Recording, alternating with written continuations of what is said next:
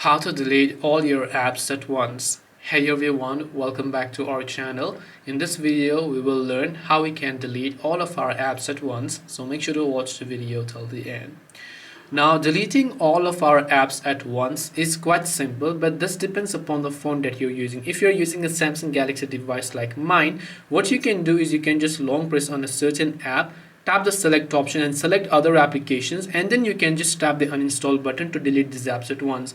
But most of the Android phones also might not have this feature, and the easiest way you can delete all or maybe some multiple apps at once is just using your Play Store itself. So when you open your Play Store, you tap the profile icon from the top right, go to the option called manage apps and device, and from here just go to the manage option, and then just select multiple apps or maybe all the apps that you would like to delete here. And once you select them, all you have to do is just tap the trash icon from the top right hand side here. It will ask you for a confirmation, uninstall these apps. The ones that are on system will get disabled, the ones that you installed will get uninstalled.